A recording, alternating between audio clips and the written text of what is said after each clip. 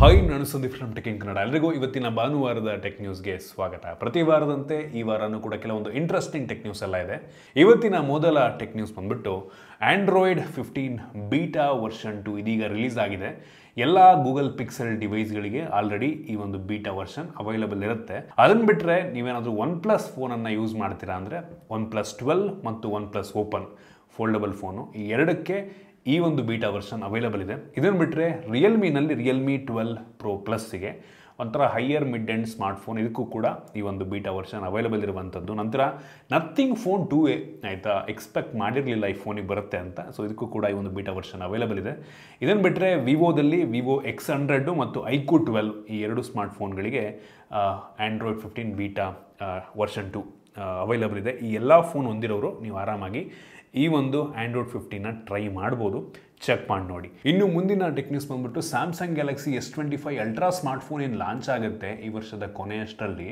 ಈ ಫೋನಲ್ಲಿ ಬರೀ ಮೂರೇ ಕ್ಯಾಮ್ರಾ ಇರುತ್ತಂತೆ. ಇಷ್ಟು ದಿನ ಈ ಅಲ್ಟ್ರಾ ಸೀರೀಸ್ನಲ್ಲಿ ಸ್ಯಾಮ್ಸಂಗಿಂದು 4 ಕ್ಯಾಮ್ರಾ ಇರ್ತಿತ್ತು. ಒಂದು ಮೈನ್ ಸೆನ್ಸಾರು, ಇನ್ನೊಂದು 3x ಆಪ್ಟಿಕಲ್ ಝೂಮು, ಇನ್ನೊಂದು ಪೆರಿಸ್ಕೋಪಿಕ್ ಲೆನ್ಸ್ ಇರ್ತಿತ್ತು 5x ಅಥವಾ 10x, ಇನ್ನೊಂದು ವೈಡ್ ಆ್ಯಂಗಲ್ ಲೆನ್ಸ್ ಇರ್ತಿತ್ತು.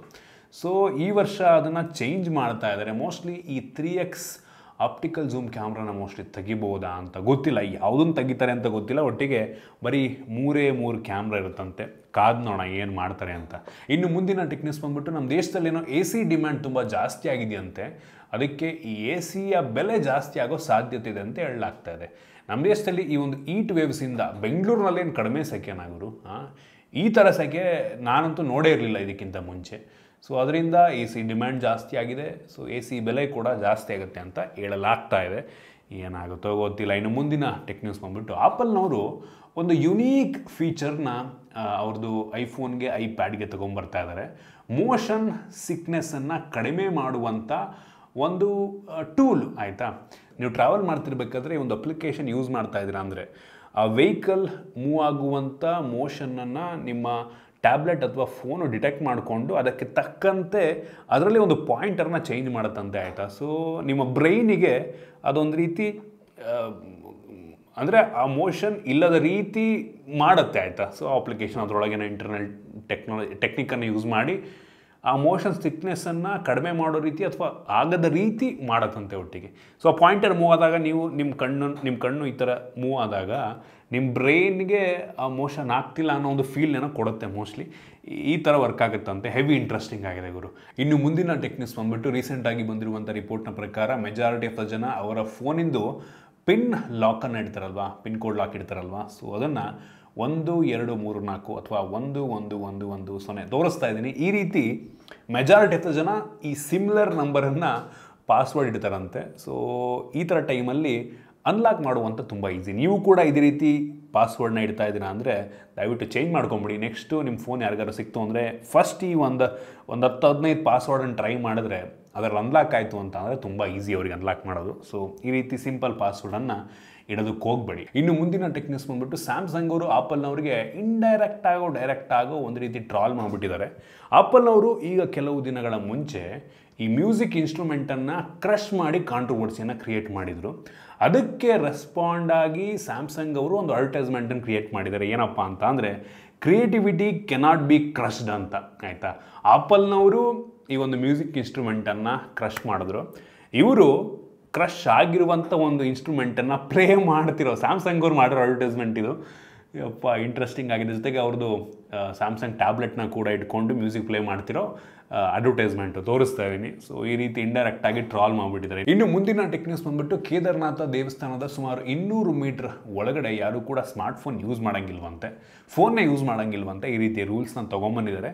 ಇದು ಎಷ್ಟು ಕಾನ್ಸ್ಟಿಟ್ಯೂಷನಲ್ ಅಂತ ಗೊತ್ತಿಲ್ಲ, ಒಟ್ಟಿಗೆ ರೂಲ್ಸ್ ಅಂತೂ ಮಾಡಿದ್ದಾರೆ. ಇನ್ನು ಮುಂದಿನ ಟೆಕ್ ನ್ಯೂಸ್ ಬಂದ್ಬಿಟ್ಟು ಎಲೆಕ್ಷನ್ ಆದ ನಂತರ ಈ ರೀಚಾರ್ಜ್ ಬೆಲೆ ಜಾಸ್ತಿ ಆಗ್ತಾ ಇದೆ. ಸೊ ನೀವು ರೀಚಾರ್ಜ್ ಮಾಡೋರಿದ್ದರೆ ಮುಂಚೆನೇ ರೀಚಾರ್ಜ್ ಮಾಡ್ಕೊಂಡ್ರೆ ಒಳ್ಳೆಯದು. ಸೊ ಈ ರೀತಿ ರಿಪೋರ್ಟ್ ಬರ್ತಾ ಇದೆ. ಸ್ವಲ್ಪ ಎಕ್ಸ್ಪೆನ್ಸಿವ್ ಆಗುತ್ತಂತೆ ರೀಚಾರ್ಜಿಂದು. ಇನ್ನು ಮುಂದಿನ ಟೆಕ್ ನ್ಯೂಸ್ ಬಂದ್ಬಿಟ್ಟು ಗೂಗಲ್ದು ಜೆಮಿನೈ AI ಟೂಲ್ ಏನಿದೆ, ಇದು ನೀವು ಫೋನಲ್ಲಿ ಮಾತನಾಡ್ತಿರ್ಬೇಕಾದ್ರೆ ಅದೇನಾದರೂ ಸ್ಪ್ಯಾಮ್ ಕಾಲ್ ಆಗಿದೆ ಅಥವಾ ಸ್ಕ್ಯಾಮ್ ಕಾಲ್ ಏನಾದರೂ ಆಗಿದೆ ಅಂತ ಅಂದರೆ ಅದು ವಾರ್ನಿಂಗನ್ನು ಕೊಡುತ್ತಂತೆ. ಯಾವ ರೀತಿ ಅಂತ ಗೊತ್ತಿಲ್ಲ, ನಂಬರನ್ನು ಡಿಟೆಕ್ಟ್ ಮಾಡಿಕೊಂಡು ಅಥವಾ ನಮ್ಮ ವಾಯ್ಸನ್ನು ಕೇಳಿಸ್ಕೊಂಡು ಏನೋ ಗೊತ್ತಿಲ್ಲ, ಒಟ್ಟಿಗೆ ಒಂದು ವಾರ್ನಿಂಗನ್ನು ಕೊಡುತ್ತಂತೆ. ಇನ್ನು ಮುಂದಿನ ಟೆಕ್ ನ್ಯೂಸ್ ಬಂದ್ಬಿಟ್ಟು ಸ್ಯಾಮ್ಸಂಗ್ನಲ್ಲಿ ಗ್ರೀನ್ ಸ್ಕ್ರೀನ್ ಇಶ್ಯೂ ಆಯಿತು, ಒನ್ ಪ್ಲಸ್ನಲ್ಲಿ ಗ್ರೀನ್ ಸ್ಕ್ರೀನ್ ಇಶ್ಯೂ ಆಯಿತು, ಇದೀಗ ನಥಿಂಗ್ ಫೋನಲ್ಲೂ ಕೂಡ ಗ್ರೀನ್ ಸ್ಕ್ರೀನ್ ಇಶ್ಯೂ ಬರ್ತಾ ಇದೆಯಂತೆ. ನೋಡ್ಕೊಳ್ರಪ್ಪ, ಹುಷಾರು. ಇನ್ನು ಮುಂದಿನ ಟೆಕ್ ನ್ಯೂಸ್ ಬಂದ್ಬಿಟ್ಟು ಐಫೋನ್ 16 Pro Max ಇಂದು ಕಂಪ್ಲೀಟ್ ಫೋನ್ ಡಿಸೈನ್ ಲೀಕ್ ಆಗಿಬಿಟ್ಟಿದೆ. ಸೊ ನೋಡ್ತಾ ಇದ್ದೀರಾ, ಈ ವರ್ಷದ 15 Pro Maxಗೂ 16 Pro Maxಗೂ ಸೈಜ್ ಡಿಫ್ರೆನ್ಸ್ ಎಷ್ಟಿದೆ ಅಂತ ಗೊತ್ತಾಗ್ತದೆ ನಿಮಗೆ.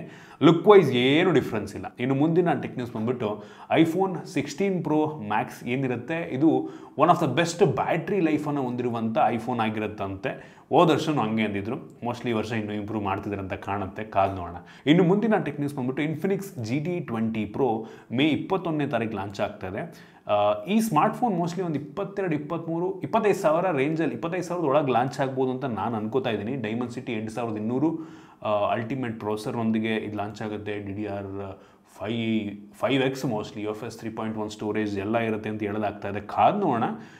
ಈ ಫೋನ್ ನಾನು ಅನ್ಬಾಕ್ಸ್ ಮಾಡ್ತೀನಿ, ಹೆಂಗಿದೆಯೋ ತಿಳಿಸ್ಕೊಡ್ತೀನಿ ಅದರಲ್ಲಿ. ಇನ್ನು ಇವತ್ತಿನ ಮುಂದಿನ ಮತ್ತು ಕೊನೆಯ ಟೆಕ್ ನ್ಯೂಸ್ ಬಂದ್ಬಿಟ್ಟು ರಿಯಲ್ಮಿನವರು GT60 ಸ್ಮಾರ್ಟ್ಫೋನ್ನ ಫೈನಲಿ ಲಾಂಚ್ ಮಾಡ್ತಾ ಇದ್ದಾರೆ. ಮೇ 22ನೇ ತಾರೀಕು ಲಾಂಚ್ ಆಗ್ತಾಯಿದೆ. ಸ್ನ್ಯಾಪ್ಡ್ರ್ಯಾಗನ್ 7+ Gen 3 ಜೊತೆಗೆ ಇದು ಬರುತ್ತೆ. ನಂಗೆ ಅನ್ನಿಸ್ದಂಗೆ ಇದು ಮೋಸ್ಟ್ಲಿ ಒಂದು 30,000 ರೇಂಜಲ್ಲಿ ಲಾಂಚ್ ಆಗ್ಬೋದು ಅಂತ ಅನ್ಕೋತೀನಿ. ಐ ಹೋಪ್ ಕಾಂಪಿಟೇಟಿವ್ ಆಗಿ ಪ್ರೈಸನ್ನು ಫಿಕ್ಸ್ ಮಾಡ್ತಾರೆ ಅಂತ ಅಂದ್ಕೊಳ್ಳೋಣ.